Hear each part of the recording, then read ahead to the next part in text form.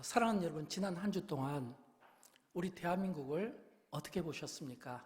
우리 장로님께서도 조금 전에 기도해 주셨는데 사실 지난 한 주 동안은 참 제가 개인적으로도 또 영적으로도 참 고통받는 그런 시간이었던 것 같습니다. 우리가 믿음이 있고 신앙이 있다면 그런 고통이 있어야 되지 않을까 그런 생각을 해봤습니다. 제가 지난 한 주 동안 우리 대한민국을 놓고 사자성어를 한번 만들어 봤습니다. 우리 대한민국의 사자성어를 이렇게 제가 한번 적어봤어요. 아비규환. 이 아비규환의 국어사전의 뜻을 보면 이런 뜻이 있습니다. 여러 사람이 참혹한 지경에 빠져 고통받고 울부짖는 상황을 비유적으로 이루는 말입니다. 세계가 참 우리 대한민국에 대해서 많이 놀랐는데 아마 이런 의미가 아닐까요? 대한민국은 제가 기억하기로는 세계에서 가장 인터넷이 잘 되어 있는 나라입니다. 스마트폰 세계에서 가장 좋은 성능을 가지고 있습니다. 뿐만 아니라 IT로도 이미 세계에서 권위를 인정받고 있습니다. 또 우리 대한민국은 세계 그 어느 나라보다도 CCTV가 많이 되어 있습니다. 가는 곳곳마다 공중, 벽, 전봇대, 심지어는 자동차 뒤에도 다 CCTV가 달려 있잖아요. 그 정도로 CCTV가 잘 되어 있고 IT가 발달되어 있고 세계에 이런 높은 경제력과 경제 부흥을 이루었던 우리 대한민국이 정말 지난 한 주는 너무 부끄러웠던 한 주였던 것 같습니다. 우리 젊은 우리 자녀 세대에 정말 미안한 날이었고 정말 대한민국이 부끄러운 그런 한 주가 아니었을까요? 저는 지난 한 주 동안 자녀를 잃은 그 부모들을 위해서 유족들을 위해서 정말 힘느끼며 정말 주님의 은총과 위로가 그분들에게 있기를 놓고 진심으로 기도하고 또 참여하는 시간을 갖게 되었습니다. 근데 사실은 제가 정말 마음이 아팠던 것은 또 다른 이유가 있습니다. 어떤 이유냐면 공교롭게도 그 이태원 참사가 일어난 그 다음 날이 우리 기독교에는 원력이 있습니다. 어떤 원력이 있냐면 우리가 잘 아는 성탄절 곧 맞게 되죠. 또 부활절이 있어요. 또 우리가 곧 있게 되는 추수감사주일이 있습니다. 그런데 기독교에는 중요한 원력 가운데 하나가 종교개혁주일입니다. 바로 이태원 참사가 일어난 그 다음 날이 종교개혁 505주년을 한국교회가 준비하고 그리고 이 종교개혁을 다시 한번 외치기 위해서 다짐하고 결의를 가지는 시간이 바로 그 기간이었습니다. 왜 하필이면 종교개혁 이 앞에 이런 끔찍한 참사가 일어나게 되었을까라고 하는 겁니다. 마틴 루터가 1517년 10월 30일 종교개혁을 가질 때 그 당시 그는 신학도였습니다. 그런데 그가 바라본 교회의 모습을 보니까 교회가 자꾸 하나님의 말씀에서 멀어지는 거예요. 성경에서 자꾸 비껴가는 거예요.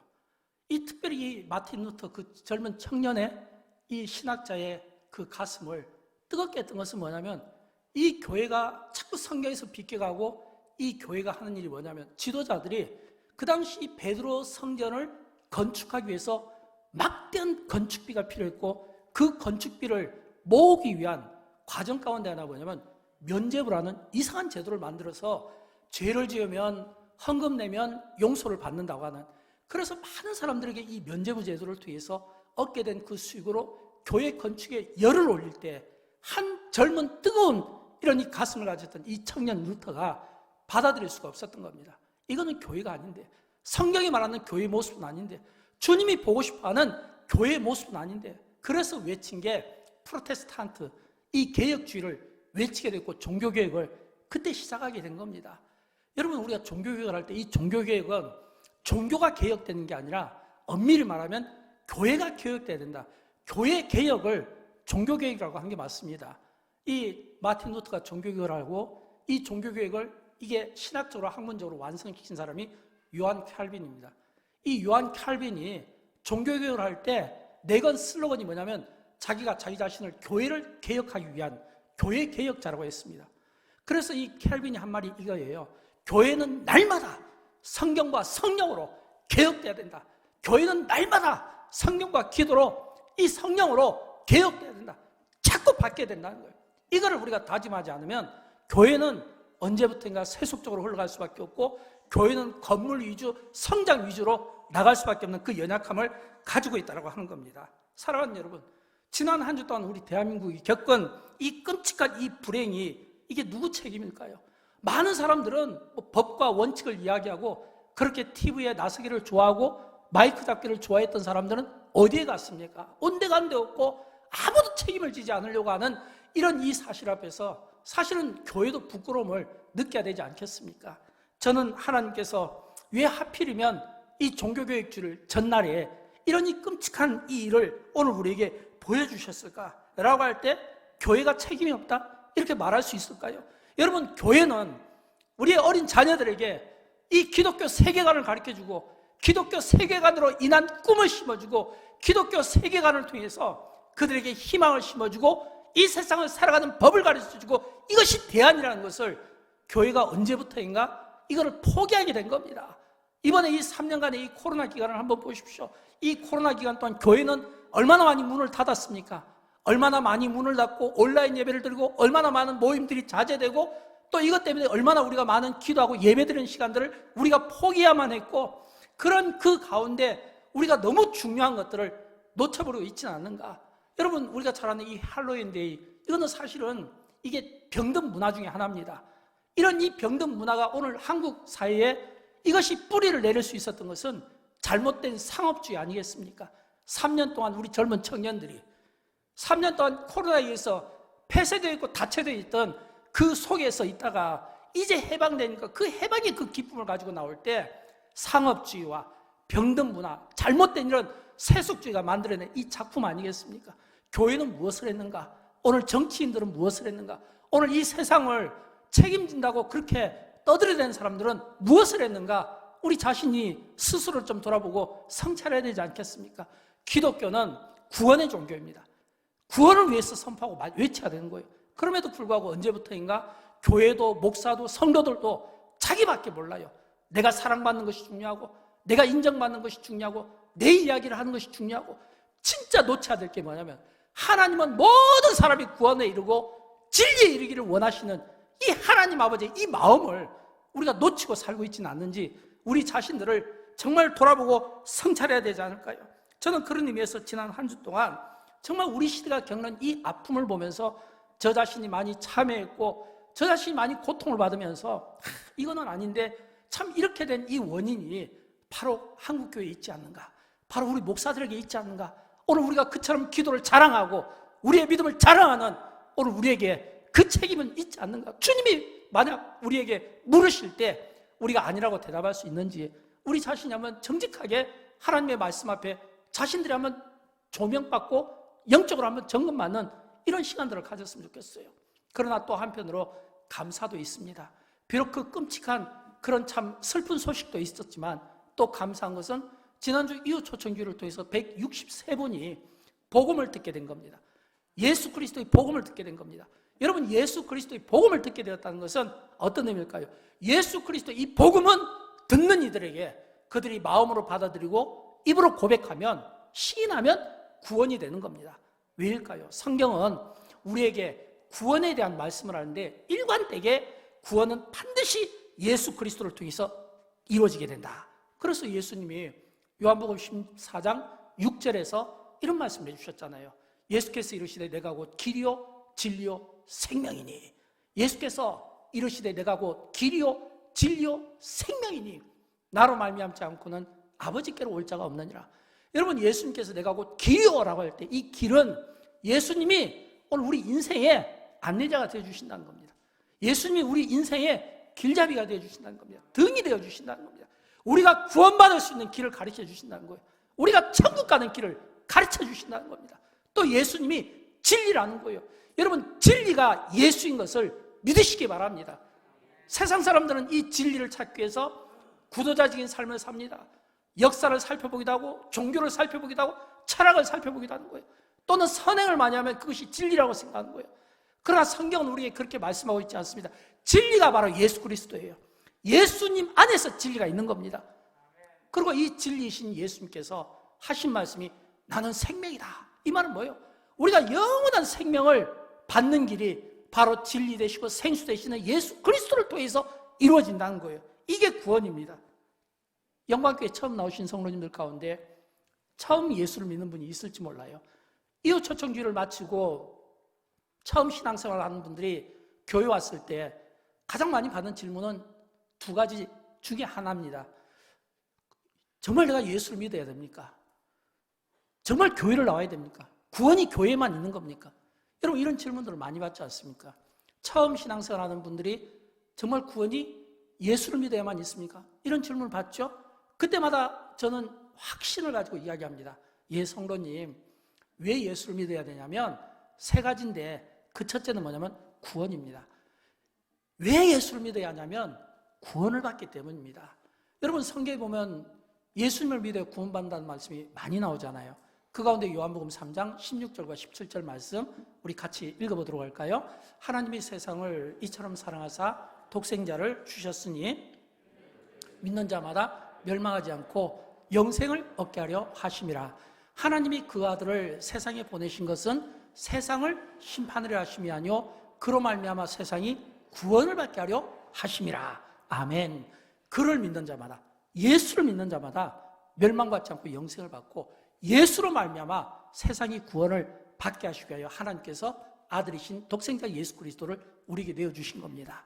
그래서 마태복음 1장 21절에는 이렇게 말씀합니다. 같이 읽어봅니다. 아들을 낳으리니 이름을 예수라라. 이는 그가 자기 백성을 그들의 죄에서 구원할 자이심이라. 아멘. 바로 구원자가 예수 그리스도이심을 우리에게 보여주고 있고 성경은 일관되게 우리에게 이렇게 약속합니다. 구원은 예수 그리스도를 통해 받게 됩니다. 구원은 예수 그리스도를 통해 받게 됩니다. 구원은 세상의 철학이나 선행이나 종교나 역사나 도덕이 아니라 반드시 예수를 믿어야 구원을 받는다는 것을 오늘 우리에게 강조하고 있는 겁니다. 저는 그런 의미에서 이번에 이 163분이 다 예수 그리스도의 복음을 듣고 다 이분들이 구원함을 받는 이 축복을 누렸으면 좋겠고요. 또 오지 않은 이 태신자 100명도 저는 할 수만 있으면 다 왔으면 좋겠어요. 미래의 성도들까지 오셔서 그분들이 교회를 통해 하나님의 말씀을 듣고 교회를 통해 듣게 된 이 하나님의 말씀이 그들의 영육을 구원하는 데 쓰임받기를 주님의 이름으로 축복합니다. 두 번째는 우리가 예수를 믿어야 되는 것은 구원받는 것이 첫 번째 목적이고 두 번째는 마음의 평안과 쉼을 선물로 얻습니다. 여러분 평안하십니까? 아마 제가 이렇게 평안하십니까? 이렇게 물어보면 대부분의 사람들은 여기에 대해서 확신을 갖지 못합니다. 왜일까요? 이 세상은 평안이 어떤 부유함이나 화려함이나 물질이나 성공 이런 것들로 생각을 하는데 그렇지 않습니다. 오히려 성공하고 부유하고 가진 것이 많으면 근심이 많고 걱정이 많다고 잠언은 우리에게 들려주고 있습니다. 그런 것들은 절대 우리에게 진정한 쉼을 주지 못해요. 진정한 쉼을 주려면 적어도 나를 아는 사람이 내 곁에서 내가 평안한 마음을 가질 수 있도록 곁에 있어주는 겁니다. 아니면 나를 안아주는 거예요. 아니면 나를 이해해 줄 때 우리는 안식을 얻을 수 있는 겁니다. 여러분 예수 믿는 사람과 믿지 않는 사람의 차이가 뭔지 압니까? 예수 믿는 사람은요 마치 어린아이가 자다가 갑자기 놀래가지고 아빠 엄마한테 달려가는 거예요. 왜 달려가죠? 아이들이 놀라서 아빠 엄마에게 달려갈 때 아빠 엄마는 물어보지 않습니다. 그 아이에게 왜 왔어? 이렇게 말하잖아요. 왜 놀랬어? 물어보잖아요. 왜냐면 알고 있으니까 이 아이가 꿈을 꾸었다든지 아니면 자다가 어떤 모서리에 부딪혔다든지 아니면 그냥 일어났는데 너무 캄캄하다든지 그냥 아이가 울면서 다가오면 아빠 엄마는 그냥 안아줍니다. 근데 놀라운 것은 그렇게 아빠 엄마가 조금만 탁 안아서 등을 두드려주면 그 아이는 다시 단잠을 잔다는 거예요. 여러분 이 원리가 저는 주님이 우리에게 주시는 쉼의 원리라고 생각합니다. 왜일까요? 예수님께서 우리 인생을 향해서 마태복음 11장 28절에서 이런 말씀을 주셨어요. 수고하고 무거운 짐진 자들아 다 내게로 오라. 내가 너희를 쉬게 하리라. 수고하고 무거운 짐진 자들아. 이 말씀은 예수님께서 우리 인생의 수고를 아신다는 겁니다. 우리 인생의 짐을 안다는 거예요. 우리 인생의 짐이 얼마나 무거운가 그 무게를 아신다는 겁니다. 우리의 수고를 안다는 거예요. 여러분 왜 우리가 불안해할까요? 왜 우리가 힘들어할까요? 내가 힘들어하고 내가 불안해하는 것은 나를 아는 사람이 없고 나의 수고와 내 문제에 대해서 내가 아파할 때 곁에 누군가가 나를 이해해주고 동정해준 사람이 없으니까 그래요. 그러나 내가 아파도 그 아픈 마음 가운데 주님이 나를 만나주시고 동정해주시고 나를 쓰다듬어 주시는 마음이 있으면 아무리 태풍과 같은 이런 풍랑 같은 그런 인생을 살아간다 할지라도 그 가운데서도 힘을 누릴 수 있게 된다는 거예요. 여러분, 성경을 보십시오. 예수님을 만난 사람들, 그들은 공통점이 있어요. 어떤 공통점이 있을까요? 예수님을 만난 사람들의 공통점은 하나같이 그들이 예수님께 나갈 때 또는 예수님께서 그들을 찾아갈 때 문제가 있었습니다. 병의 문제가 있든지 아니면 어떤 삶의 문제가 있든지 어떤 가정의 어려움이 있든지 아니면 뭐 영적으로 뭐 이렇게 병이 들었다든지 어둠에 사로잡혔다든지, 그런데 예수님이 딱 만나주심으로 말미암아 그들이 하나같이 문제를 해결받았다는 거예요. 쉼을 누렸다는 거예요. 성경에 보면 바디메오라는 사람이 나옵니다. 맹인입니다. 여러분, 고대 사회에서 맹인은 앞을 보지 못하죠? 앞을 보지 못하니까 당연히 어둠 속에서 살아갈 수밖에 없겠죠. 또 당연히 앞을 보지 못하니까 경제 능력이 없으니까 가난할 수밖에 없겠죠. 누군가의 도움 없이는 살 수 없는 인생입니다. 그러나 공평하신 하나님은 비록 이 바디메오가 앞을 보지 못하는 맹인의 신분이라 할지라도 하나님은 송명인 씨의 그 고백처럼 다른 사람들이 없는 것을 내게 있게 하신 하나님이잖아요. 바디메오에게는 보지 못하지만 들을 수 있는 청력이, 여러분이 앞을 보지 못하는 사람은 청력이 발달되어 있다는 거 알고 있잖아요. 아마 바디메오는 앞을 보지 못하는 고통 속에 어둠 속에 살아가고 있었지만 그러나 그는 들었을 겁니다. 예수님 소문을 들었을 거예요. 예수님이 물을 포도주로 바꿨다고 하지, 예수님이 오병의 기적을 일으켰다고 하지, 예수님이 막 병든 자가 가면 만져주시면 낫는다고 하지. 그 예수님의 그 이야기를 듣고 지금 예수님께서 지나갈 때 그 고대 사회에서 뭐 예수님 지나갈 때 옆에 얼마나 많은 사람들이 있었겠어요. 먼지를 막 날리면서. 그런데 그 속에서 바디메오가 나사렛 예수여, 나를 불쌍히 여기소서, 나를 불쌍히 여기소서 라는 이 이야기를 했을 때, 여러분 사실 이 바디메오 맹인의 이 이야기를 누가 관심을 갖고 귀를 기울이겠습니까? 근데 예수님께서 들어주셨다는 거예요. 아무도 관심 갖지 않을 텐데 예수님께서 관심을 가지신 거예요. 예수님이 우리와 다른 점이 이겁니다. 예수님은 우리가 보지 못한 것을 보는 거예요. 우리가 듣지 못한 것을 듣는 거예요. 아, 지금 이 바디메오가 앞을 보지 못하는 이 탄식이 나를 부르는 게 이게 지금 기도로 부르짖는구나. 지금 하나님 앞에 간절히 부르짖는구나. 뭔가 목마름을 가지고 낫고자 하는 마음으로 부르짖는구나. 예수님께서 바디메오에게 이야기합니다. 무엇을 내가 해주기를 원하냐? 주여 보기를 원하나이다. 보기를 원하나이다. 보기를 원하나이다. 예수님께서 보게 해주신 거예요. 여러분, 바디메오가 보지 못하다가 예수님께서 만져주심으로 그가 보게 되었다는 것은 어떤 의미일까요? 보지 못할 때는 어둠 속에 살던 그가 이제는 보면서 빛의 세계 속으로 들어온 겁니다. 어둠 속에 있을 때는 아무것도 할 수가 없었어요. 당연히 동정을 받아야 되고 가난하고 보잘것없겠죠. 그러나 이제 그가 바뀌었잖아요. 어떻게 해요? 그가 보게 됨으로써 곁에 주님이 있다는 거, 내가 예수님 때문에, 예수님 한 분으로 말미암아 마음의 평안함을 누리게 되고 안식을 누리게 된 거 아니에요? 여러분, 기독교의 안식, 기독교의 쉼은 바로 이거예요. 예수 믿는 사람에게 주어지는 복은 뭐냐면 나의 수고를 하시고 나의 고통을 하시고 나의 울부짖음을 하시고 아시는 그 주님이 나와 함께 하실 때 내가 그분 안에서 진정한 안식과 쉼을 얻을 수 있다는 것을 믿으시기 바랍니다. 그리고 여러분 들려주십시오. 여러분 주변에 있는 어려움 당한 분들, 어떤 문제 속에서 고통받는 분들에게 들려주십시오. 예수님이 우리에게 평안을 주십니다. 예수님만이 우리에게 진정한 쉼, 안식을 주시는 분입니다. 이 이야기를 해주면 좋겠어요. 세 번째는 이제 우리가 예수를 믿어야 되는 것은 인생의 장벽 때문입니다. 장벽을 뛰어넘게 합니다. 여러분 살아가다 보면 우리에게는 인생의 장벽이 있습니다. 살아가다 보면 다 있어요. 없는 것 같지만 부자도 있고 가난한 사람도 있고 남녀노소도 있고 다 어떤 자기가 한계로 여기는 거, 그 한계 때문에 그 뛰어넘지 못하는 그런 인생의 어려움이 있어요. 제가 얼마 전에 들었던 한 간증 이야기가 있습니다. 이 내용은 뭐냐면 티마스 회장의 간증인데, 이 티마스 회장은 세계적으로 유명한 건축회사입니다. 근데 재미교포예요. 근데 이 티마스 회장인데, 근데 사실 이분의 본명은 최형록 씨, 목사님이시기도 합니다. 이 미국은 우리나라하고 달라서 사업가가 목사가 될 수 있어요. 이제 우리 한국도 조금 바뀌고 있어요. 목사님이 다른 직업을 가질 수 있게 되어 있어요. 왜냐하면 너무 어려운 교회, 이 목사님들이 자립이 어려우니까 이제 한국 교회에서 그걸 이렇게 부분적으로 허락을 해준 겁니다. 근데 미국 같은 데는 원래부터 그래요. 그러니까 이분이 사업가이시면서 목회자인 이분의 그 간증 내용을 들어보면 이분이 32살 때 뉴욕에서 이제 하이웨이로 이렇게 고속도로죠. 이 고속도로를 가다가 이분이 그냥 쓰러져 버린 겁니다. 그 고속도로 그 길가에 차가 세워졌고 이분이 급히 앰뷸런스에서 병원에 실려갔는데 병원에서 어떤 진단을 받았냐면 심장 이식 수술을 하지 않으면 죽는다는 이야기였습니다. 32살의 나이에 심장 이식 수술을 하지 않으면 죽는다는 그 사형 선고 같은 그 이야기를 들었을 때 이 하영록 목사님은 인생이 큰 장벽 앞에 설 수밖에 없겠습니다. 여러분 32살 먹은 사람이 인생의 어려움 장벽 이야기하면 주로 뭐라고 이야기할까요? 내가 돈이 없다, 경제적으로 어렵다, 또는 내가 뭔가 하고자 하는 일이 뜻대로 되지 않는다, 또는 취업이 되지 않는다. 보통 그분들이 생각하는 인생의 장벽은 이거예요.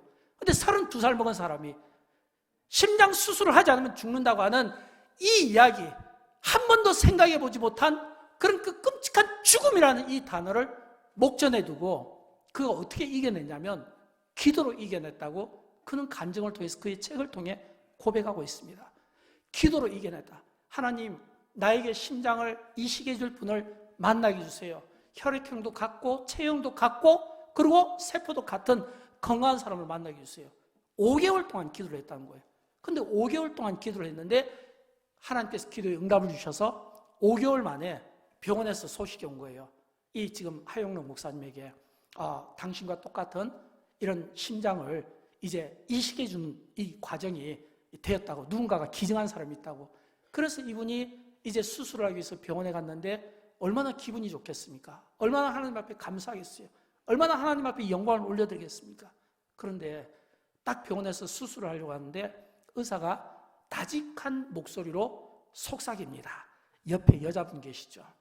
저 옆에 여자분이 당신하고 똑같은 심장 이식 수술을 받아야 되는데 저분은 이틀 안에 심장 이식을 받지 못하면 죽게 돼요. 이 이야기를 해준 거예요. 이 이야기를 들었을 때 이 하영록 목사님이 또 한 번 인생의 장벽을 만난 겁니다. 내가 5개월을 기다렸는데 5개월을 기도했는데 5개월 만에 응답받았는데 이제 내가 심장 이식을 내가 받게 돼서 이제 내가 좀 사랑구실하면서 살게 되었는데 근데 옆에 있는 그 여자 이야기를 들으면서 마음이 그렇게 괴롭더랍니다. 근데 하나님의 말씀이 떠오르더래요. 그 떠오른 하나님의 말씀이 뭐냐면 내 이웃을 내 몸과 같이 사랑하라. 이 말씀이 탁 들리는데 성령의 음성으로 들은 겁니다. 내 이웃을 내 몸과 같이 사랑하라. 그래서 그가 결단을 했다는 거예요. 내가 조금 더 기다리지. 이번에 하나님께서 나에게 은혜를 주셨는데 내가 이 은혜를 지금 이틀 안에 수술하지 않으면 죽게 되는 저 여인에게 내가 이 은혜를 흘려보내야지. 내가 이 은혜를 흘려보내면 또 하나님이 또 내 생명도 책임져 주시겠지. 그래서 그 심장 이식 그걸 받게 된 거를 여인에게 흘려보내면서 그 여인을 살게 해준 겁니다. 물론 이분도 살았으니까 간증하고 목회도 하고 사업도 크게 하고 간증도 하고 다니면서 책도 쓰고 영향력을 갖게 되었겠죠. 사랑하는 여러분, 저는 이 티마스 회장의 최영록 이 목사님의 이 인생을 보면서 딱 이렇게 결론을 내고 싶어요. 멋진 인생이다. 멋진 인생이다. 여러분, 멋진 인생 아닙니까? 멋진 인생은요, 나를 위해 사는 게 아니에요. 내가 관심받고 내가 사랑받는 거, 나를 위해서 내 이기적인 이런 삶을 사는 게 아니에요. 멋진 인생은 다른 사람을 위해서 사는 거예요. 나를 희생시키고 나를 손해보면서 다른 사람의 유익을 위해서 사는 게, 이게 멋진 인생이에요. 제가 목회하면서 그렇게 많이 경험은 안 했지만, 그러나 제가 짧은 목회 가운데 제가 확신하는 것 중에 하나는 뭐냐면, 영광교회 안에는 이런 멋진 인생이 꽤 많이 있습니다. 영광교회는 진짜 이런 멋진 인생들이 많아요. 어떤 인생이 멋질까요? 멋진 인생이라는 것은 내가 처음에 교회 나와서 예수를 믿습니다. 교회 나와서 예수를 믿으면서 처음에는 몰랐는데, 여러분, 교회에서 하는 일이 뭐예요? 하나님 앞에 예배를 드리거든요. 근데 또 하는 일이 있어요. 하나님의 말씀을 배웁니다. 하나님의 말씀을 배우면서 기도하게 되고 기도하면서 하나님의 말씀을 배우게 되고 또 설교를 들으면 이 기독교 관이 바뀌는 겁니다. 어떻게 해요? 해석이에요. 인생은 해석이에요. 어떻게 해석을 바뀌어요? 나 중심의 삶을 살던 내가 이제는 하나님을 위해서 이타적인 내가 삶을 살아가겠다고 하는 이 해석이 바뀌니까 그때부터 멋진 인생이 되는 거예요. 그래서 이 목사님이 심장을 이식했던 것처럼 영광교회 성도들 가운데도 어려운 분들이 많습니다. 근데 그 어려움 속에서 이런 고백을 하는 거예요. 목사님, 내가 지금 이런 어려움 속에서 그 어려움을 겪어보니까 어려움 가진 분들을 내가 알게 되었어요. 이해하게 되었어요. 내가 그래서 그분을 내가 돕고 싶은 마음이 드는 거예요. 이런 마음들이 자발적으로 일어나는 겁니다. 여러분, 이게 멋진 인생이에요. 어떤 분은 나의 아픔으로 생각하고 내가 아프니까 내가 통증을 하지 마. 그러나 어떤 분은 이 아픔과 이 고난과 이 연단이 오히려 다른 사람들을 살리고 다른 사람들을 회복시키는데 거룩하게 쓰임을 받더라는 거예요. 저는 여러분 소원합니다. 영광교회에서 신앙생활하면서 이런 멋진 인생들이 우리 가운데 많이 나올 수 있기를 진심으로 축복합니다. 이번 이웃 초청주일 때 참 많은 간증들이 있습니다. 많은 어려운 분들이 선교를 위해서, 구제를 위해서 헌신하는 것을 보게 되었고, 또 많은 분들이 자신의 어떤 재능을 기부하는 것을 보게 되었습니다. 또 이 기회에 한번 내가 잃어보겠다. 어제도 저에게 한 통의 문자가 왔어요. 그 문자는 뭐냐면, 목사님 기도해 주셔서 감사해요. 오랫동안 이렇게 교회를 나가지 못했는데 병으로 생사를 넘나들면서 정말 고통스럽거든요. 제가 내일은 나갈 수 있을 것 같아요. 얼마나 하나님 앞에 감사한지 몰라요. 나올 수 있을 것 같아요. 제가 볼 때는 진짜 참 어려운 그런 상황인데도 불구하고 어떻게 쓰든지 내가 하나님 앞에 예배를 드리고 싶은, 나의 이 건강한 모습을 보여주고 싶은, 이 이웃 초청교를 통해서 이런 이 영광스러운 이 자리에 참여하고 싶어하는, 여러분 이게 뭐냐면 이게 멋진 인생이에요. 이런 이 멋진 인생들이 이 교회 안에 너무 많은 것이 이게 얼마나 감사한지 알 수 없습니다. 사랑하는 여러분, 제가 목회하면서 영광교회 슬로건을 만들 때 그 슬로건이 뭔지 아시죠? 로마서 12장 15절 말씀. 제가 목회하는 동안은 바뀌지 않습니다. 저는 여기 우리 장로님들, 권사님들 아시겠지만 한 번 정한 거를 바꾼 적이 없어요. 지금까지 24년 목회하면서 계속 제자훈련 고집했고, 계속 전도집회 고집했고, 선교 고집했고, 한 번 뭐를 만들면 저는 바꾸지 않습니다. 계속 가는 거예요. 이 영광교회 이 슬로건을 제가 만들었을 때 제가 목표했던 것은 뭐냐면, 하나님, 영광교회 모든 성도들과 함께 줄거하고 싶습니다. 힘든 분들과 함께 하고 싶습니다. 함께. 그래서 함께 영광교회가 하나님의 비전을 성도들과 세워나가고, 함께 또 성도들과 함께 기뻐하고, 함께 고통을 나누며, 함께 오늘 주님이 그처럼 보고 싶어하는 이런 건강한 교회를 내가 혼자 만드는 것이 아니라, 내가 중심이 되어서 만드는 것이 아니라 함께 공동체가 이 일을 만들어 나갔으면 좋겠다라고 하는 겁니다. 우리는 이미 이웃 초청교를 통해서 우리 모든 성도들이 서로 함께 하나됨을 통해서 얼마나 애쓰고 노력한 그 결과를 하나님이 기뻐 받으셨을까요? 어제 저녁에도, 사실은 제가 어제 저녁 토요일 날 같은 경우는 제가 진짜 바빠요. 근데 바쁜데 어제 1시부터 저녁 늦게까지 계속 그냥 막 음악 소리가 나오고, 또 우리 아이들이 워낙 많이 오다 보니까 계속 이 TV를 틀어놓고 볼 수밖에 없어요. 설교 준비하면서 또 보고, 설교 준비하면서 또 보고, 보니까 또 우리 또 아이들이 계속 나오는 거예요. 보니까 그 아이들 나와서 하는 거 하나하나 보고, 또 심사하는 거 보고, 또 상 받는 거 보고, 그걸 보면서 참 제가 어떤 감사가 있었냐면, 마지막이에요. 끝났을 때 다 갈 줄 알았는데 우리 주일학교 부장님, 중고등, 또 우리 유치부 부장님, 또 우리 목사님들, 그리고 우리 주일학교 유치부 우리 교사분들이 피곤할 텐데 학부형들이랑 같이 식당 청소하고, 1층 청소하고, 본당 청소하고, 강대상 청소하고, 이거 다시 꽃꽂이 재정립하고, 막 보니까 뭐 이쪽에 뭐 방송실에서 이쪽으로 뭐 1m, 이쪽으로 뭐 30m, 30cm 어쩌고저쩌고 하면서 막 맞추고 노력하는, 함께하는 그 모습을 보게 된 겁니다. 여러분, 영광교회가 만약 여러분이 보실 때 참 건강해 보인다, 참 좋아 보인다, 다른 게 아니에요. 무슨 일이든지 이름도 빛도 없이 함께 그 일을 만들어 나가고자 하는 그런 노력 아니겠습니까? 저는 지난 한 주 동안이 정말 우리 대한민국이 아비규환과 같은 그런 끔찍한 그 아픔을 통해서 제가 영적으로 정말 괴로움을 많이 당했지만, 그러나 한편으로는 또 하나님께서 회복시켜 준 걸 보았습니다. 저의 회복이 어제 일어났던 거예요. 여러분 어제 TV 보셨죠? 어제 제가 10번 이상을 본 것 같아요. 계속 반복해서 본 것 같아요. 인터넷으로 보고 너무 감동적이었어요. 경북 봉화마을에서 그 탄광이 매몰되어서 10일 동안, 여러분, 이 사람이, 인간이 지하 165m 갱도에 갇혀 있었던 겁니다. 열흘 동안요. 물과 커피 믹스로 버틴 그 두 광부들의 그 기적의 그 생활을 보면서 희망을 가진 겁니다. 참 그렇게 우리 대한민국 전체가 온 슬픔이 가득 찼을 때, 그래서 하나님께서 그래도 우리 대한민국을 사랑하시는구나, 그래도 우리 국민들이 정말 또 이런 희망을 갖도록, 희망의 이런 기적의 이 생활을 통해서 희망을 보여주는구나. 참 제가 한번 생각해 봤어요. 내가 지금까지 내 인생에서 내가 지하로 얼마나 내려갔는가. 제가 보니까 터키에 그 당시 제가 단기 선교 갈 때 카타콤을 제 아내와 우리 막내가 같이 한번 들어간 적이 있는데, 참 그때 들어갈 때 제가 너무 힘들었어요. 왜냐하면 그렇게 깊지도 않은데도 불구하고 막 숨이 막히더라고요. 막 숨이 막혀서 그 막 너무 고통을 받았던 거예요. 제 기억으로는 불과 몇 미터 있을 것으로 생각합니다. 여러분, 195m라고 하는 그 깊은 곳에 빠져있는 그 두 명의 광부를 살리기 위해서 얼마나 많은 국민과 많은 사람들이 응원하고 많은 사람들이 노력을 했습니까?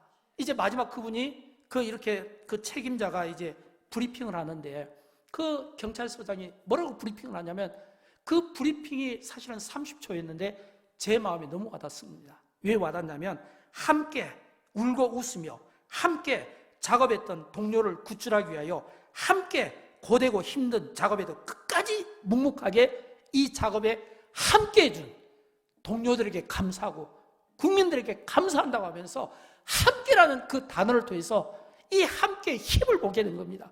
여러분, 함께 하는 것은, 이거는 진짜 기적인 거예요. 내가 혼자 하는 것은요, 내가 아무리 능력이 있는 것 같지만 사람이 혼자 하는 것은 한계가 있습니다. 함께 더불어서 할 수 있는 이 함께의 공동체, 제가 목표하는 그거예요.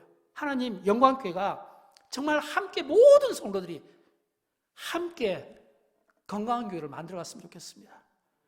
다시는 이 시대에 마틴 루터 같은 분, 요한 켈빈 같은 분이 안 나와도 될 정도로, 다시는 이 교회가 개혁해야 된다는 그런 단어들이 안 나와도 될 정도로 진짜 함께 건강한 교회를 만들어가고 싶습니다. 진짜 고통받는 분들과 함께하고 싶은 겁니다. 저는 여러분, 우리 오늘 등록하신 우리 10분과 아직 등록을 결정하지 못한 분들, 또 앞으로 또 오실 미래 신자들까지 포함해서 저는 여러분을 도전하고 싶습니다. 영광교회에서 함께 신앙생활을 해주십시오. 탁월한 선택을 하시는 겁니다. 영광교회와 함께 신앙생활을 해주십시오. 영광교회는 영광교회만의 교회가 아닙니다. 이 지역을 책임지려고 나름 노력을 하고 있습니다.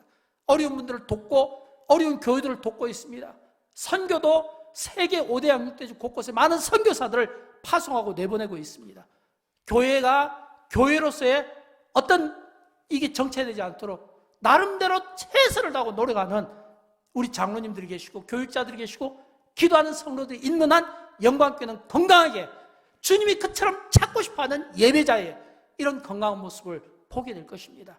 이런 이 건강한 이 교회를 함께 만들어 나가는데 저와 여러분이 주역이 되기를 주님의 이름으로 축원드립니다. 우리 함께 일어나셔서 우리 함께 즐거워하고 함께 올라 찬양하도록 할까요?